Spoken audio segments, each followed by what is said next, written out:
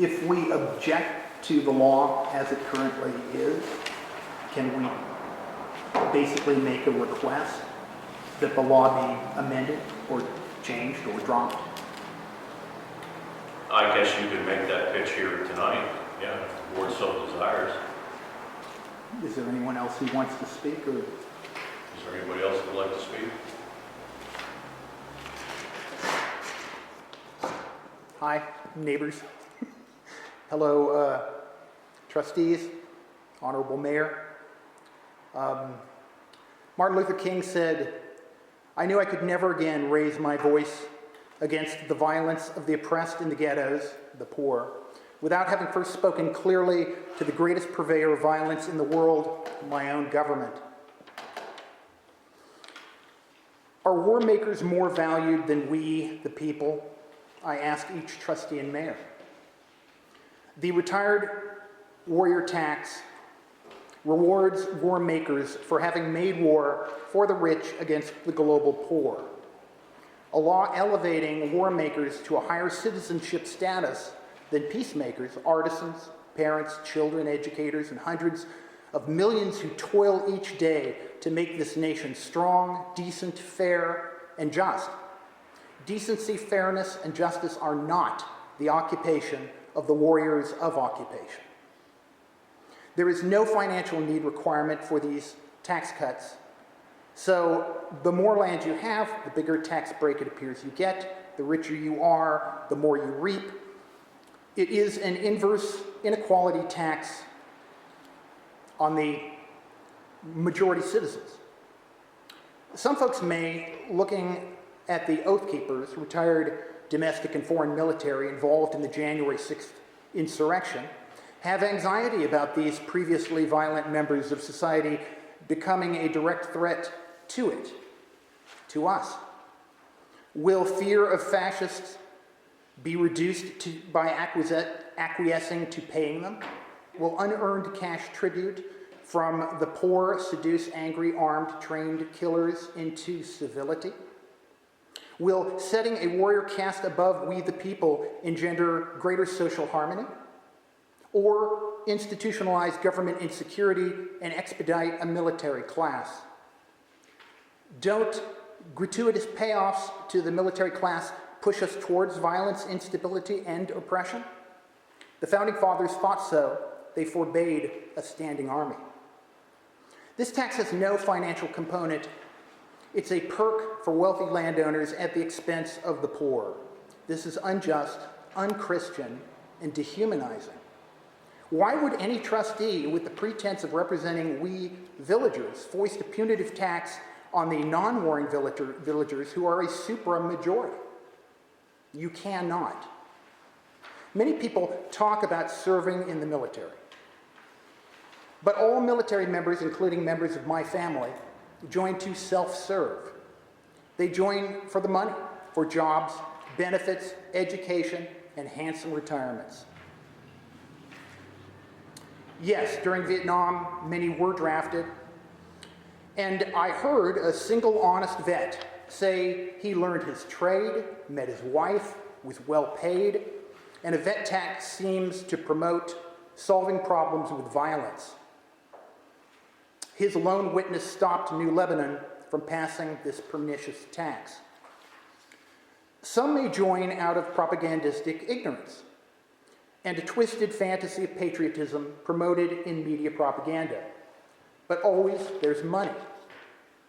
I've listened carefully to well-to-do, well-organized warriors boast of patriotism, sacrifice, service, and scars, but in this context, they're after unearned subsidies. They're not offering to clear my snow, nor deliver me water, nor paint my house, nor fix sewers, nor offer trustees or my family anything but platitudes, and behind the platitudes, intimidation. Thus a room largely empty of taxpayers. The tax is a class crime, an injustice against the least of us. One of the most common statements is, "I fought for democracy." Since we live in a republic, not a democracy, this cannot be true. What is true is that For 70 years, our warriors have knocked over democracies around the globe, usually against the poorest unarmed people of color. 90% of casualties are civilians in these wars. From North Korea to South Vietnam, from Central and South America to the Middle East, the United States has attacked self-determination and democracy with ruthless financial coercion, coups, assassination, and unrelenting violence. While the warriors who enlist do not do so, representing this horrific, unending assault on human dignity, the violent acquisition of wealth has been the goal and accomplishment of U.S. wars since George Washington. I work in the entertainment industry, and the government's pitiless pillage of indigenous and enslaved by the U.S. military are forbidden subjects, as are any reappraisal of the democracy-shattering record of the entire Cold War. I can probably name 15 countries that we toppled democratic leadership so we could put in military juntas to control their assets. I fully concede that most men and women join out of ignorance, having no idea what U.S. war history is or why the U.S. instigates perpetual colonial aggressions on the poorest people of color. But as a white male beneficiary, it is not so hard to fess up. We wage war to steal people of color's liberty, their labor, their lucre, their land, their lives, for our seemingly bottomless, sexist, racist, and heterosexual white male privilege. Since King's assassination by the state, I refer to the unanimous verdict in the 1998 assassination conspiracy trial, militarization has accelerated. The military budget in the U.S. is 10 times that of all military budgets in the world combined. We have 800 bases around the world menacing various colonial interests. This mammoth war-making apparatus is now costing half the U.S. budget. It's long been beyond the capacity of the taxpayers to fund, since the rich are not paying taxes. And we've been borrowing against our now gutted treasury. You'll note every year we raise the debt ceiling so that we can fund this outrageous machine. There's a reason for that. The war racket cripples Social Security and is why we have no universal health care, no universal basic income, massive student debt, no sustainable welfare for children, crumbling infrastructure, ballooning taxes with less services, and 25% of the world's incarcerated representing only 5% of the world population.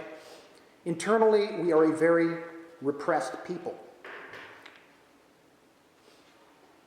So I would hope that you guys consider nixing this tax welfare for the veterans. If they have property and so forth, they don't need it, and they don't have any financial justification for it. I have no objection to charity for people who need it.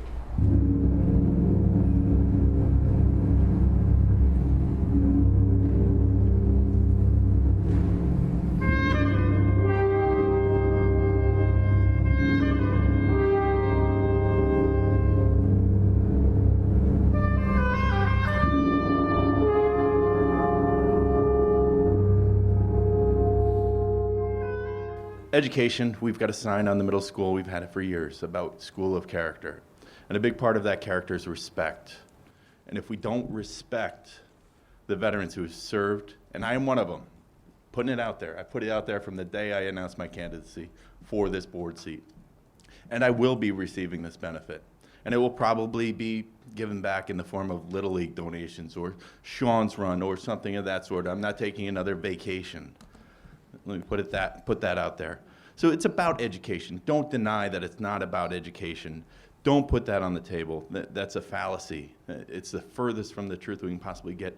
And what we're doing as a community, as a society, is we're developing a callus, the same callus that met our veterans returning from Vietnam.